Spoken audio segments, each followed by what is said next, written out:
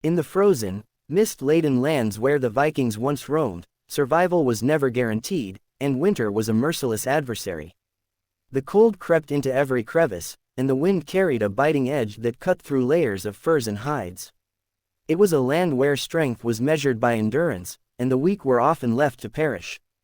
Among the chaos of raiding parties and battles, women frequently found themselves confined to winter camps, far from the protection of their families and communities.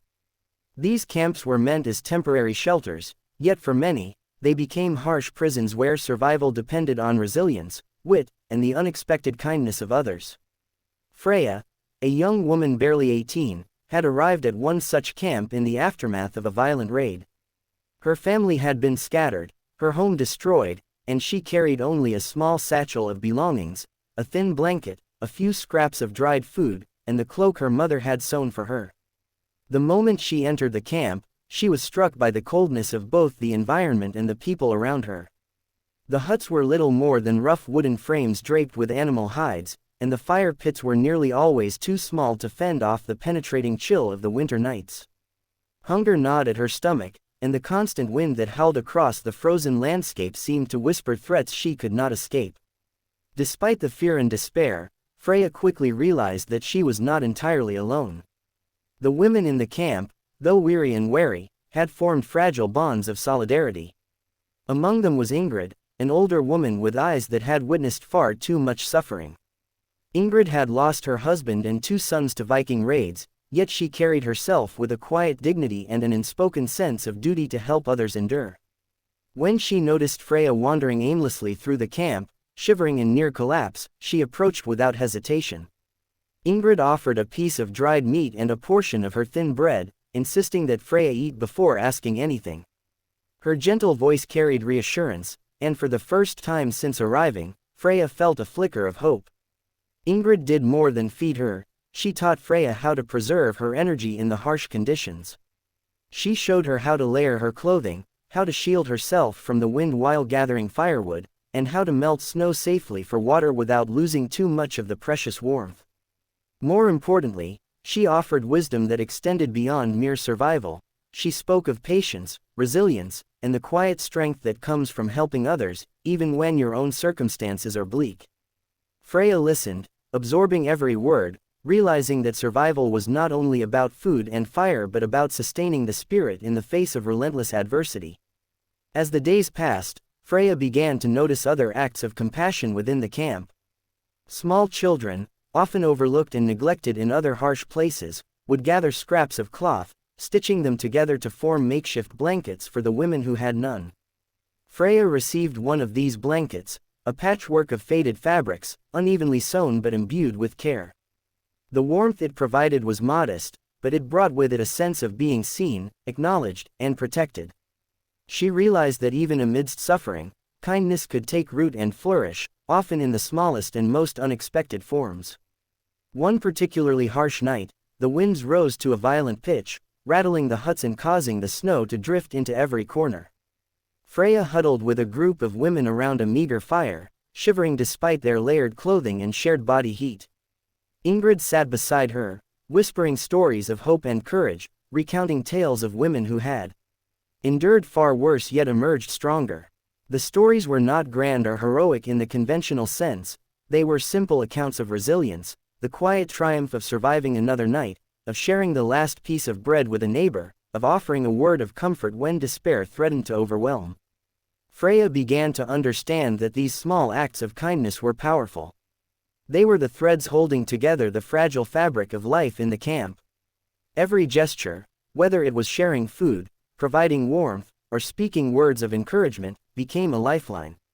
In a world where cruelty and indifference were common, these moments of human connection offered not only sustenance but also hope. Freya felt her fear slowly give way to a quiet determination. She realized that she could survive, not merely through physical endurance, but through participation in this fragile network of care. With each passing day, Freya grew stronger, more capable, and more aware of the significance of empathy in such a harsh environment. She began to help others as Ingrid had helped her, distributing food, tending fires, and comforting those who were frightened or weak. In doing so, she discovered a profound truth. even in places defined by violence and suffering, the human spirit could shine through acts of compassion. The camp, while still cold and unforgiving, became a space where women could find solace in one another's courage, where hope could flicker even against the darkness of winter. Freya came to understand that these moments of care, though small and often unseen, were revolutionary in their own way. They defied the cruelty of the surrounding world, asserting that kindness was a force capable of sustaining life and dignity.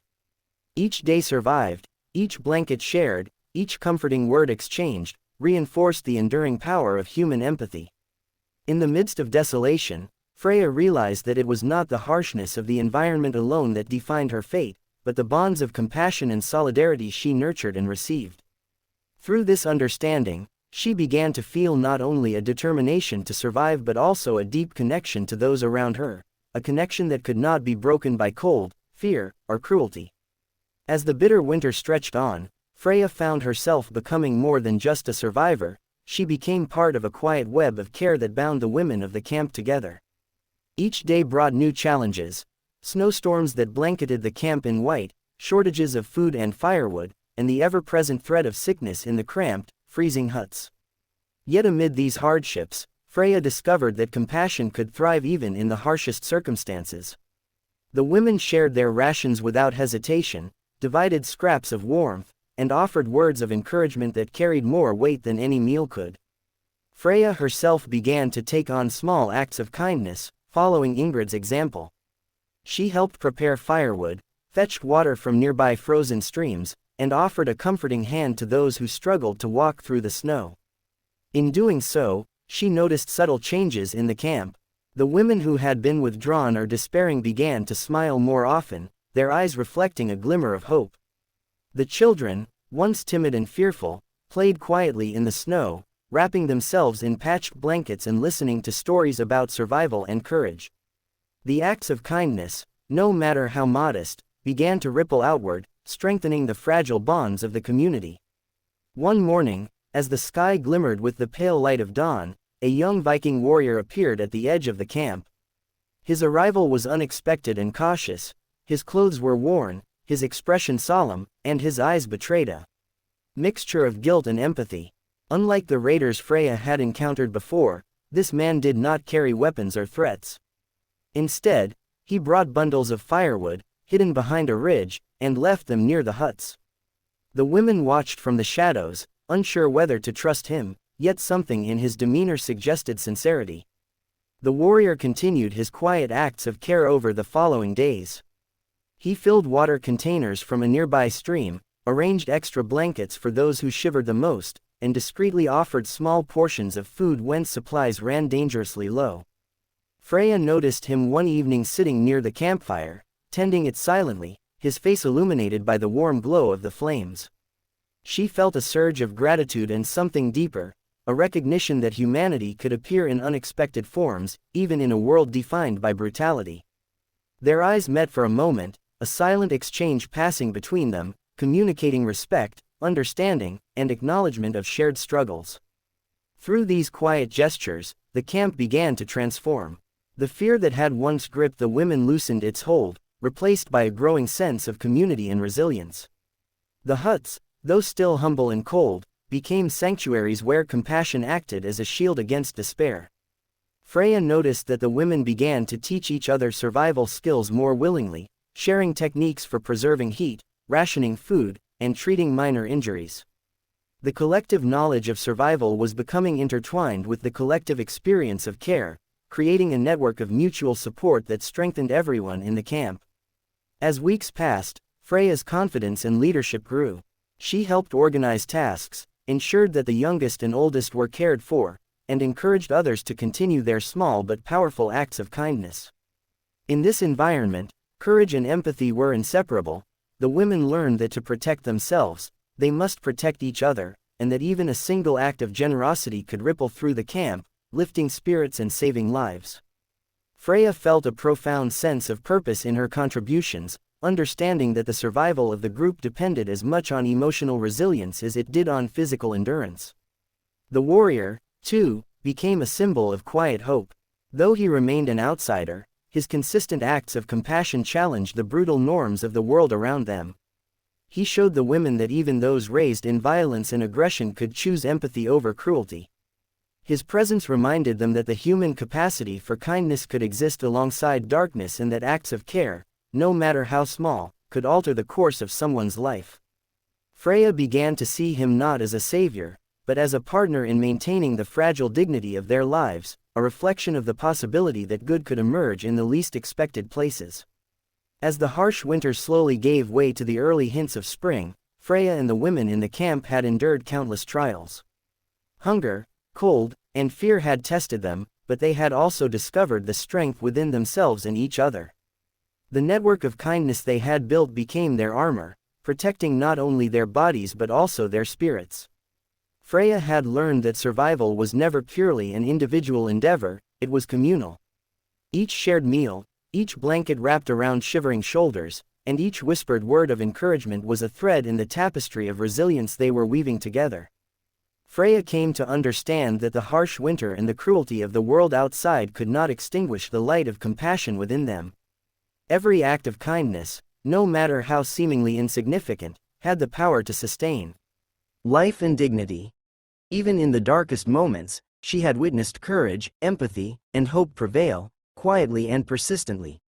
The camp, once a place of fear and vulnerability, had transformed into a community that celebrated the strength of the human spirit, proving that even in a world defined by hardship, kindness could endure, flourish, and inspire. Through these experiences, Freya realized that the true power of survival did not lie solely in resisting the external dangers of the world, but in nurturing humanity within herself and others. She had discovered that compassion was not a weakness, but a profound form of strength, a force capable of creating light in the darkest places, forging unbreakable bonds, and sustaining hope against the harshest odds.